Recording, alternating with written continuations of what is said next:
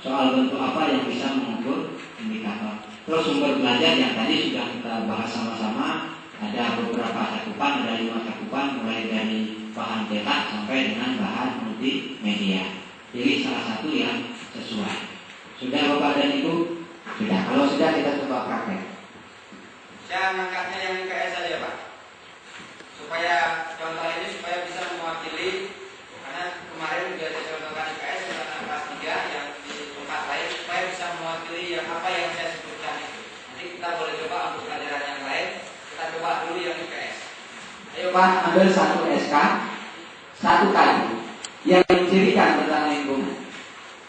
Nggak boleh yang lain karena memang temanya kita buat di sini adalah lingkungan. Hari ini saya kasih batasan lingkungan saja, yang lainnya nanti hari ketiga dikasih tentang jaring tema.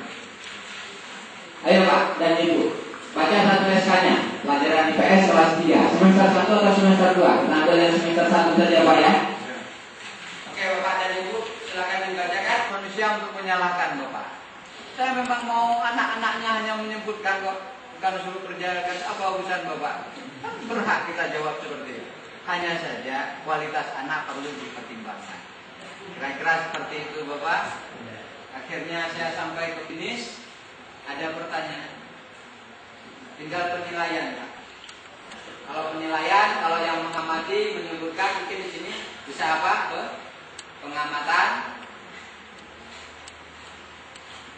Jadi pengamatan itu maksudnya begini. Ini warna apa? Kita bisa melihat ngamati, oh rame yang jawab kita. Ini sudah selesai, tidak perlu diuji. Boleh seperti itu.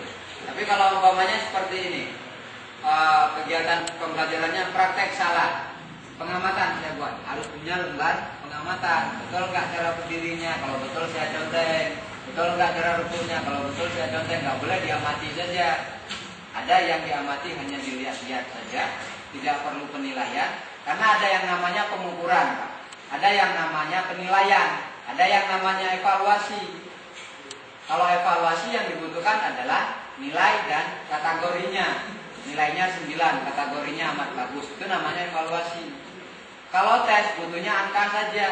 Kalau pengukuran butuhnya hanya bagus, baik, sedang, kurang, cukup, dan seterusnya. Berarti kalau saya tanya, ini warna apa nak? Hitam jawabannya. Pada kategori baik semua ini. Baiknya saya yang tahu karena saya mengamati ucapan anak-anak.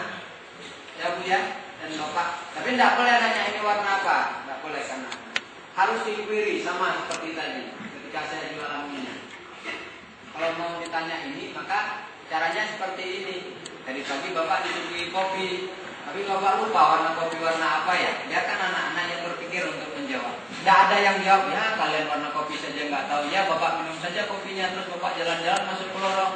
Pertama-tamanya terang, tiba-tiba mati lampu dalam lorongnya. Bapak nggak bisa melihat sampai ke tubruk tembok. Waktu Bapak nggak bisa lihat warnanya gelap sekali. Kira-kira warna gelap itu warna apa ya? Kembali lagi diarahkan sampai anak-anak menemukan sendiri jawabannya itu adalah hitam.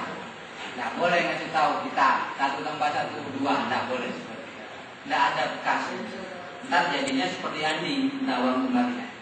Itulah problem.